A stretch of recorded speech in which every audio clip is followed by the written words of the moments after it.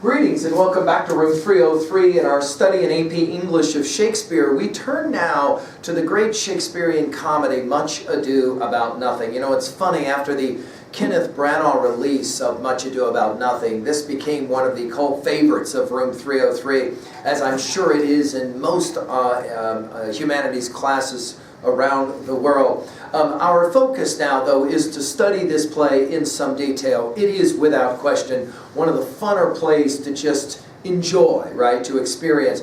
Our goal will be to make some comments, first of all, again, about the distinctions that we will draw between tragedy and comedy, especially when we're talking Shakespeare. We'll obviously borrow from our understanding of the Aristotelian interpretation of this concept from especially Aristotle's Poetics. We're going to summarize the play briefly. We're not going to do a line-by-line reading as I do, for example, in my work with Hamlet and Macbeth. If you want to find that work, you can on learnstrong.net. And then finally, we'll be looking at this poem the way we've looked at any other Shakespeare play from our what we call Big Five. We'll ask epistemologically, what is this play suggesting? What can we know? Ontologically, what does this play suggest in questions of who we are? In terms of psychology, of course, how we think, and sociology, the way groups think. We're going to have a lot to say about that from this perspective of this text. And then finally, the question of theodicy. Why is it that bad things happen in a world supposedly created by an all-powerful and all-loving divinity?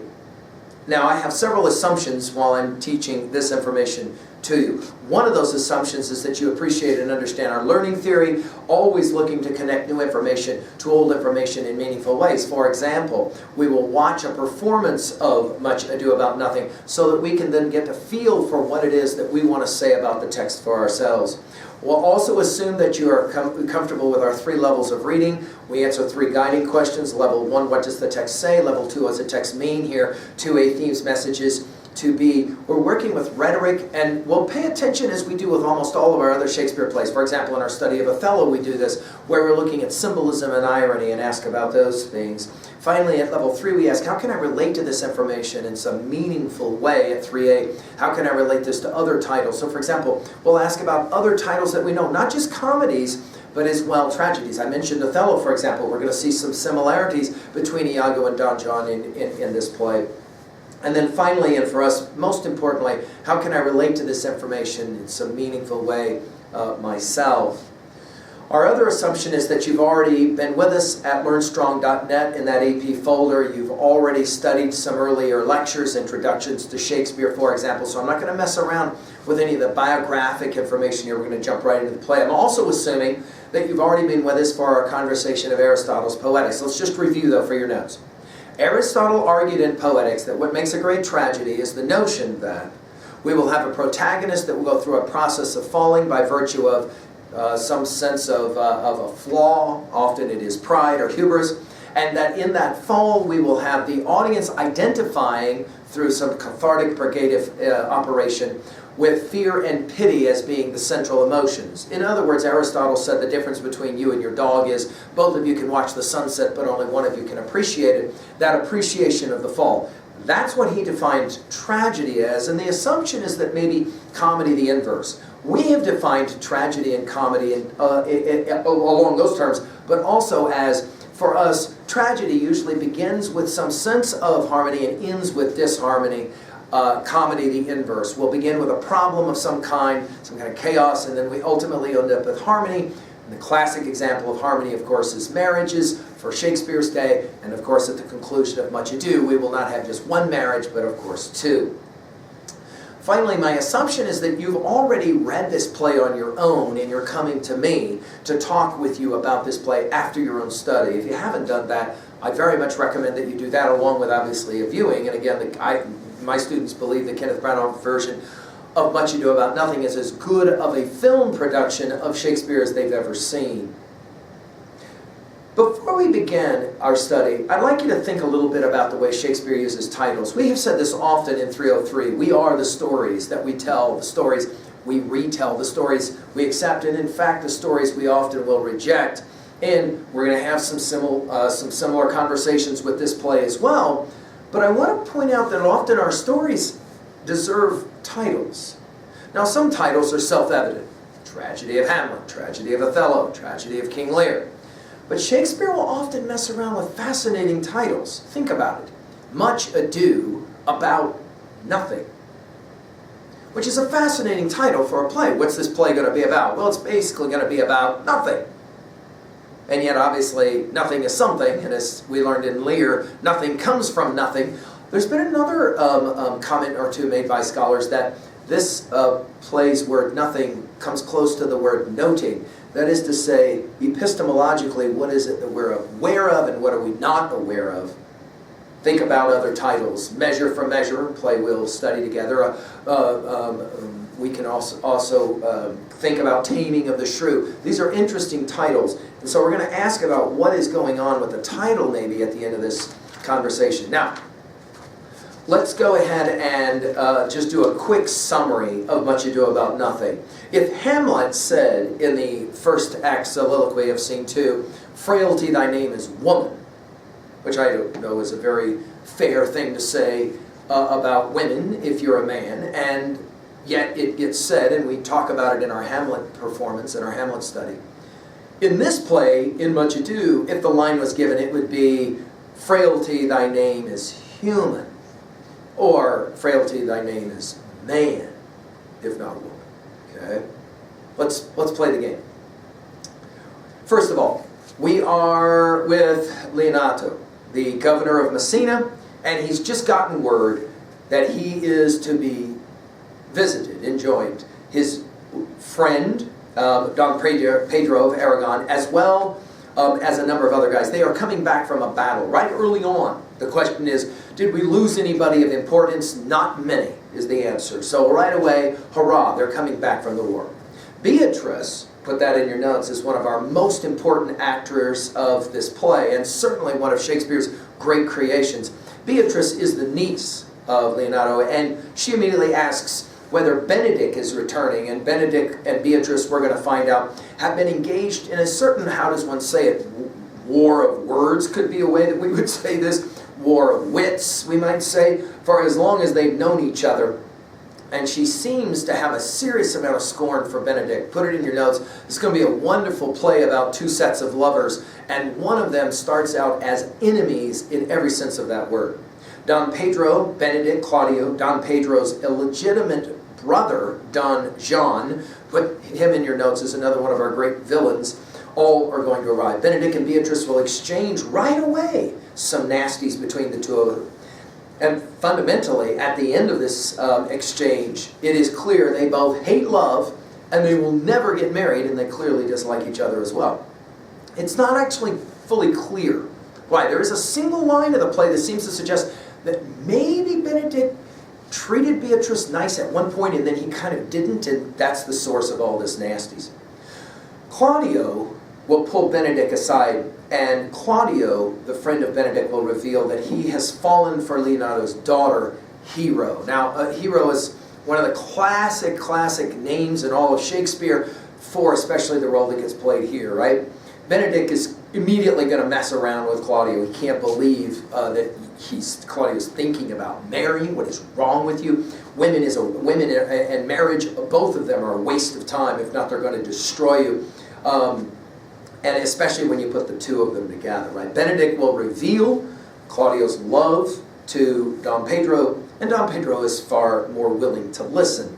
Left alone, Claudio will in fact tell Don Pedro that he'd like to have Don Pedro, if he would, talk to Hero on his behalf to be his bride. Don Pedro says, that's fine, tonight there's this masquerade ball, and he'll pretend to be Claudio, and he will woo Hero on Claudio's behalf. He feels pretty certain he'll be able to secure the marriage for Claudio and Hero. Don John's attendant, Borachio, will then in turn tell Don John that Don Pedro plans to play this game, and this will be the first of a few moments in the play where our evil villain Don John, who by the way, think Iago here, we don't really understand why Don John is Don John, other than it just seems ontologically this is what he is, right? and he's going to try and do something to mess it all up if he can. Leonardo, Hero, Beatrice, company are all getting ready for the masquerade ball after dinner, and talk will quickly then come to Beatrice. And Beatrice's comments about how she will never be able to find a man that she can tolerate. She will tease that she's happy to be what she calls a bachelor, which back in Shakespeare's day was applied to both men as well as women, for life and even into death, right? Finally, we will have then this exchange between Hero and her father, who will say to her, you know how to return Don Pedro's affections, his comments, and we learn that from this, Hero is a good girl, obedient in every way, we might say, to her father. That will be significant for what happens in the central conflict of the play. As all of them enter in their masks, everyone pairs off, and Don Pedro will, in fact, of course, woo Hero in private. Meanwhile, Beatrice will meet Benedict. Now, Benedict is in disguise, and yet she will jack on Benedict, and it will insult him. Whether she knows that it's Benedict or not is not clear. Probably she does.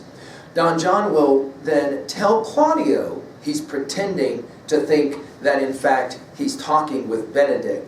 That Don Pedro has, in fact, wooed Hero for himself. And Claudio then immediately will declare that he should not have ever trusted Don Pedro. And you have this thing about you can't trust anyone, especially in affairs of the heart.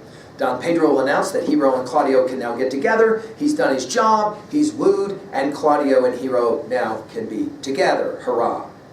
As Beatrice approaches Leonardo, Hero, Claudio, Benedict, Benedict will in fact try to get away to avoid any further criticism from the woman. Claudio will enter. He's sulking. He hears the good news. Don Pedro did exactly what Don Pedro said he would do, and a marriage is set up between Hero and Claudio for a week from now, which gives us now a week in the play for some fun stuff to happen. Don Pedro wants to have a contest. His question is simple.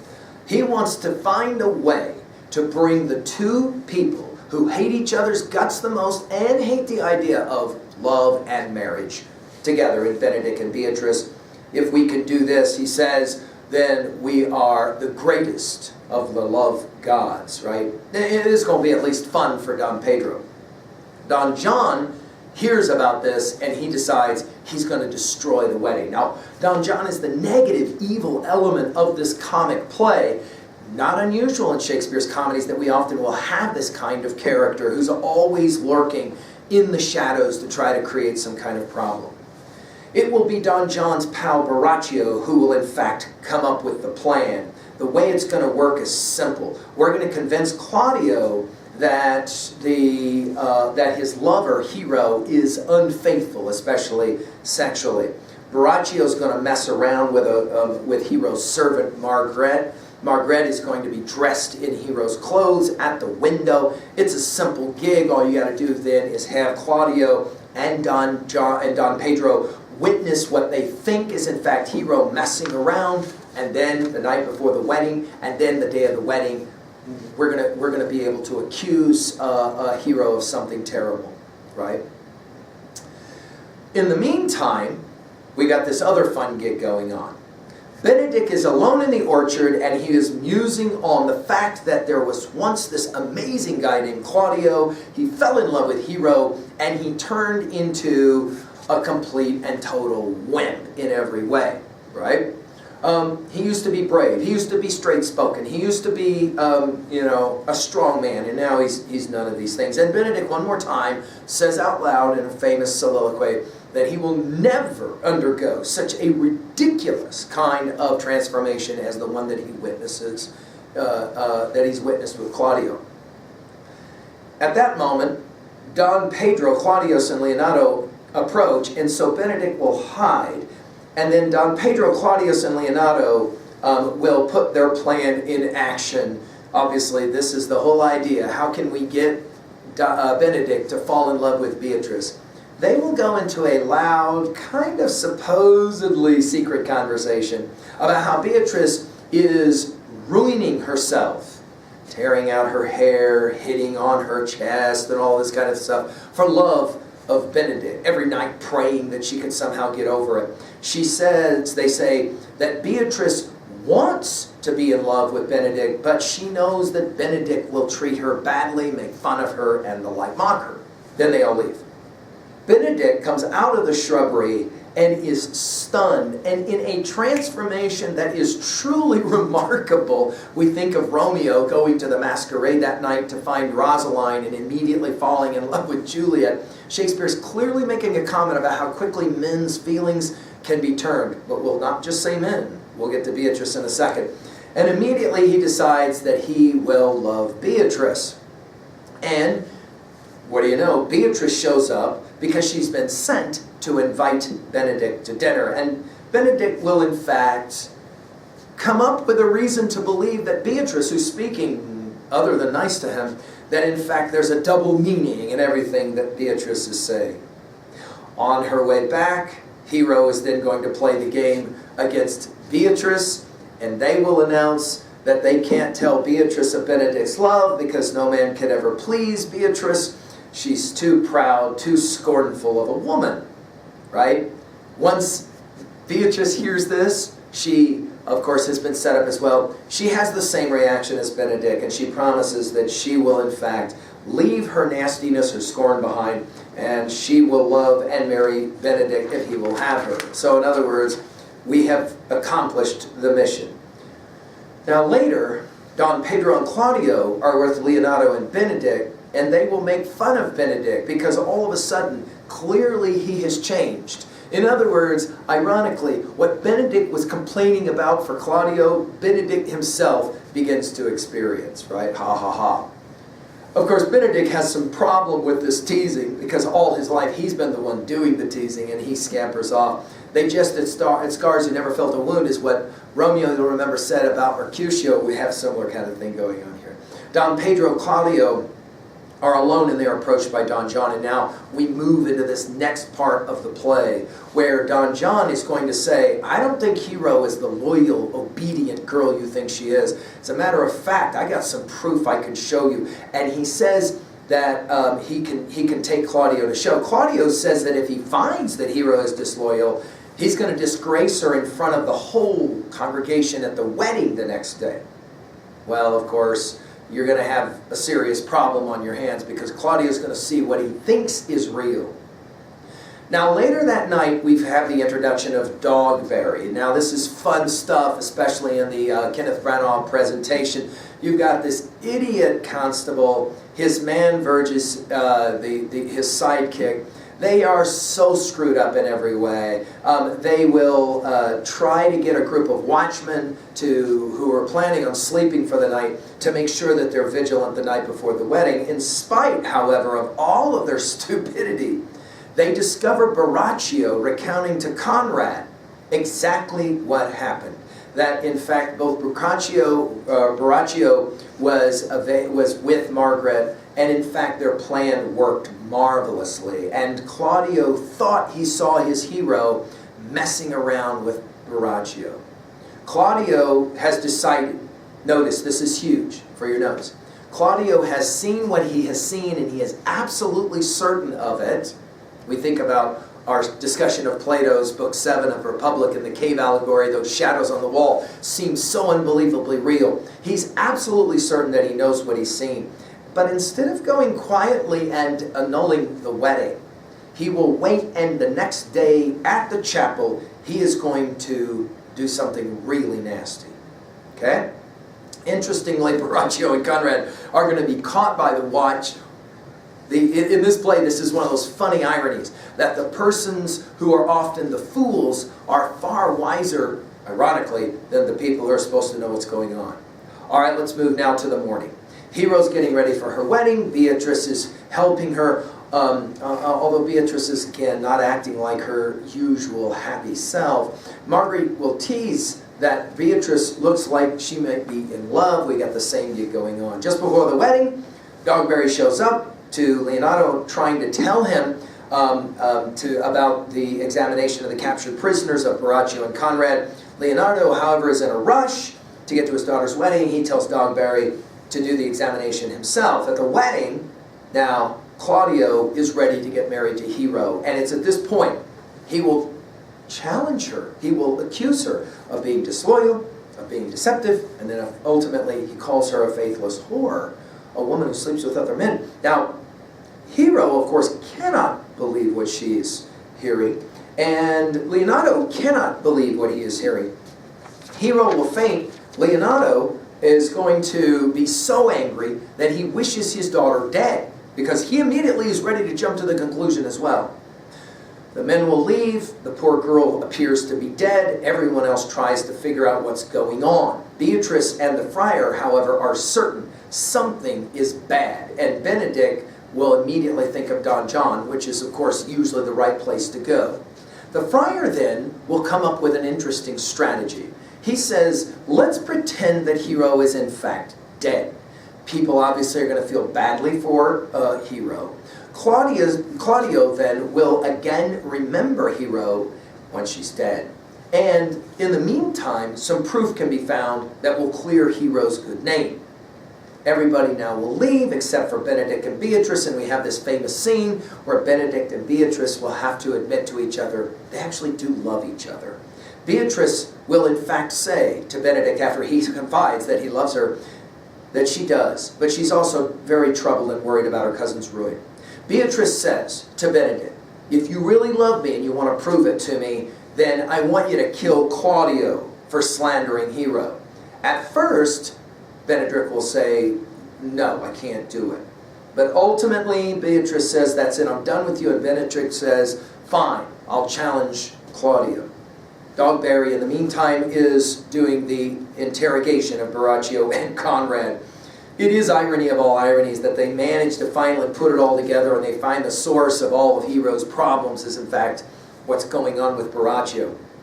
We have a sexton. He's off to report the news to Leonardo, with the prisoners obviously with him.